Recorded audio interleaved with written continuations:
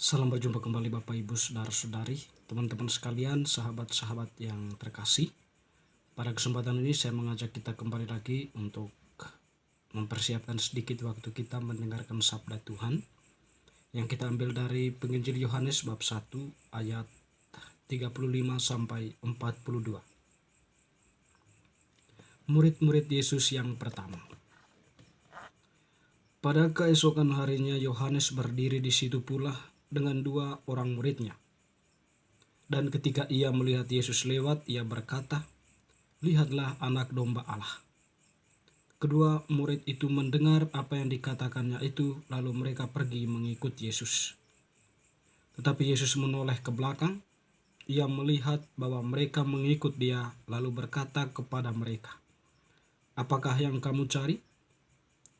Kata mereka kepadanya, "Rabi," artinya guru, "di manakah engkau tinggal?" Ia berkata kepada mereka, "Marilah dan kamu akan melihatnya."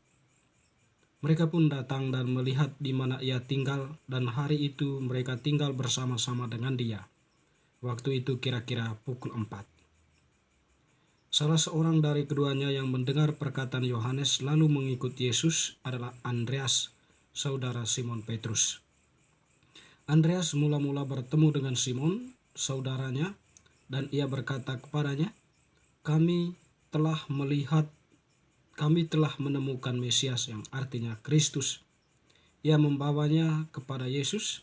Yesus memandang dia dan berkata, "Engkau Simon, anak Yakobus, anak Yohanes, engkau akan dinamakan Kefas, yang artinya Petrus." Demikianlah sabda Tuhan, terpujilah Kristus. Teman-teman saudara-saudariku yang terkasih, Penginjil Yohanes yang telah kita dengarkan tadi menampilkan kepada kita cerita berkaitan dengan murid-murid Yesus yang pertama. Jadi dikatakan oleh Penginjil Yohanes ini, murid-murid Yesus yang pertama itu adalah Andreas dan kemudian Andreas ini pada waktu dia mendengar bahwa ataupun ketika dia mengikuti Yesus dan melihat apa yang dilakukan oleh Yesus atau di mana Yesus tinggal, dia yang kemudian memutuskan untuk mengikut Yesus. Yang menarik dari kisah ini adalah Yesus yang melihat mereka ketika Yohanes Pembaptis menyuruh untuk mengikuti Yesus. Yesus kemudian bertanya kepada mereka, "Apa yang kamu cari?" Lalu mereka menjawab, "Rabi, guru, di manakah engkau tinggal?" Yesus pun menjawab, "Marilah dan kamu akan melihatnya." Teman-teman saudara-saudariku yang terkasih, untuk mengetahui apa yang dilakukan oleh Yesus atau untuk mengetahui pertanyaan dari para murid tadi, "Di manakah engkau tinggal?" Yesus menjawab dengan pernyataan, "Marilah dan kamu akan melihatnya." Yang pertama yang dilakukan oleh Yesus menjawab pertanyaan mereka adalah mengajak mereka, "Marilah, kamu datang dulu." Jadi ketika kamu melangkah kemari, kamu bergerak maju menuju saya. Atau marilah itu sebuah ajakan untuk tidak melangkah mundur, tetapi melangkah maju bersama dengan Yesus.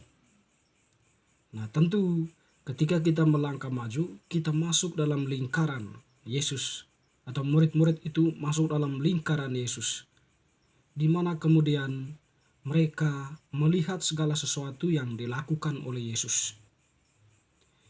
Dan ketika Yesus mengajak itu, marilah dan kamu akan melihatnya. Mereka pun datang. Yang menarik, mereka pun datang kepada Yesus dan melihat di mana ia tinggal. Dan hari itu juga mereka memutuskan untuk tinggal bersama dengan dia. Kan? Bahwa para murid itu datang pada Yesus dan mereka pun melihat di mana Yesus tinggal. Tentu dalam hal ini Yesus bukan tinggal dalam rumah yang megah, bukan tinggal dalam sebuah apartemen, bukan tinggal dalam sebuah hotel dan sebagainya. Dalam penginjil sinoptik yang lain atau penginjil sinoptik, Yesus mengatakan anak manusia itu tidak mempunyai sarang atau tidak mempunyai bantal untuk menyandarkan kepalanya. Tapi dia itu seorang yang berkelana dari suatu tempat ke tempat yang lain. Persisnya bahwa anak manusia itu tidak mempunyai tempat tinggal yang tetap untuk membaringkan atau menghabiskan seluruh hidupnya. Dia senantiasa bergerak dari suatu tempat ke tempat yang lain sambil mewartakan kebenaran atau sambil membawa misi atau mempraktekkan, mengajarkan, memperlihatkan misi yang dibawa Yesus kepada manusia atau ke tengah para pendengarnya. Yang menarik bahwa seperti yang dikatakan di awal tadi, Andreas itu tertarik dengan Yesus ya.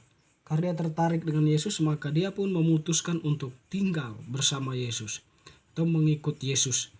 Andreas mula-mula bertemu salah seorang dari keduanya yang mendengar perkataan Yohanes lalu mengikut Yesus adalah Andreas, saudara Simon Petrus.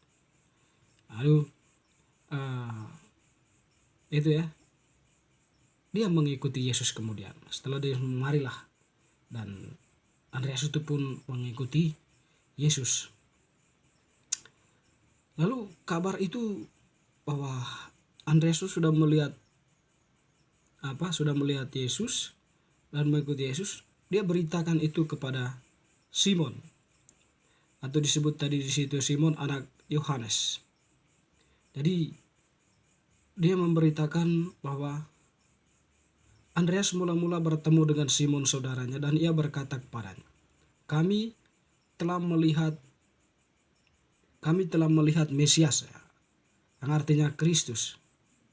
Lalu kemudian ia membawa Simon kepada Yesus dan Yesus pun menerima dia dan berkata, engkau Simon anak Yohanes, engkau akan dinamakan Kefas, yang artinya Petrus.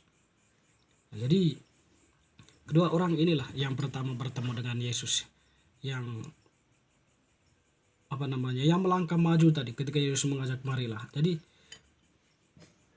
Andreas dan Petrus ini, dua saudara ini yang orang pertama yang mengikut Yesus ya.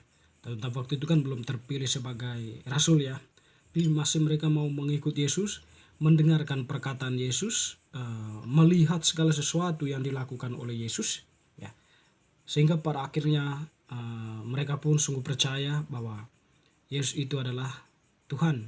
Atau dalam perjalanan waktu itu mereka belajar pada Yesus, belajar pada pengajarannya, belajar pada kata-katanya, firman-Nya, tindakan-tindakan yang nantinya mereka akan mengerti sepenuhnya pasca kebangkitan ya, atau setelah Yesus bangkit dari antara orang mati. Mereka menyadari dengan sungguh bahwa Yesus adalah Mesias, anak Allah yang menjelma menjadi manusia untuk menyelamatkan manusia dari dosa dan sudah bangkit. Dia adalah Tuhan. Teman-teman, saudara-saudariku yang terkasih, kita sebagai murid tentu mempunyai kewajiban untuk mendengarkan Tuhan. Melalui gerejanya senantiasa diwartakan kepada kita firman-firman-Nya, melalui khotbah, melalui pendalaman iman, melalui kegiatan-kegiatan katekese dan sebagainya. Semuanya itu adalah usaha gereja untuk memperdalam iman umatnya, atau perjuangan gereja agar para pengikut Yesus itu tetap diberikan siraman-siraman rohani yang sekiranya senantiasa membuat semakin dekat dengan Tuhan dan semakin memiliki arti hidup, memiliki makna hidup, yang kemudian akan membentuk kita menjadi pribadi-pribadi yang bermakna untuk diri sendiri, keluarga, masyarakat, maupun untuk siapa saja yang kita jumpai dalam kehidupan ini. Teman-teman, saudara-saudari, Bapak Ibu, sahabat-sahabatku yang terkasih, semoga bacaan Injil hari ini semakin meneguhkan kemuridan kita bahwa kita dipanggil sebagai murid untuk sekiranya setia mendengarkan firman Tuhan dan melakukannya itu dalam kehidupan sehari-hari. Semoga, amin.